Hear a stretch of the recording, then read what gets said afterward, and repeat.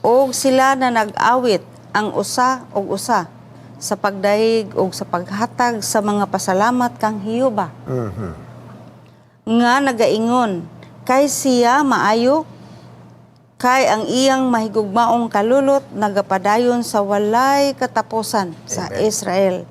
Ug ang tibuok katawhan mingsinggit sa usa ka dakong pagsinggit, ug diha nga sila nagdahig kang Hiyuba tungod kay ang patukuranan sa balay ni Hiyuba nahimutang na.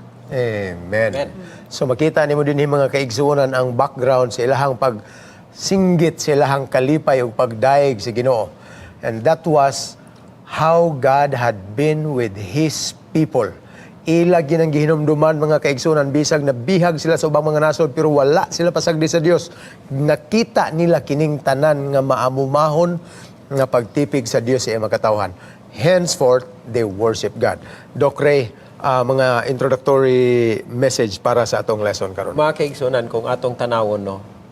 Imagine nato nga kauban ta niana nga kana bitawon dugay ta nawala sa ato ang dapit nga natawhan.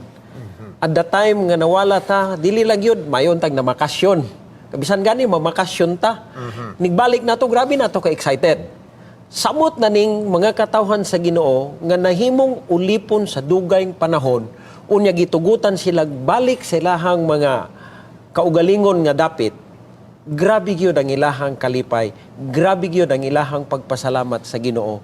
Nga bisan pa taliwala sa ilahang usahay dili matinumanon ngadto sa Dios, ang Dios wala nagpasagad kanila.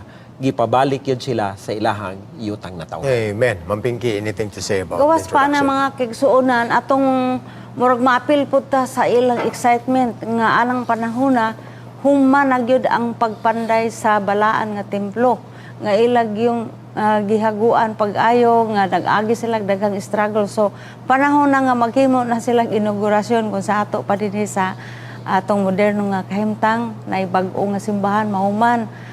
Basta kay inandamay gyud sa unsaon sa pagpasidungog sa pagdaig sa Ginoo.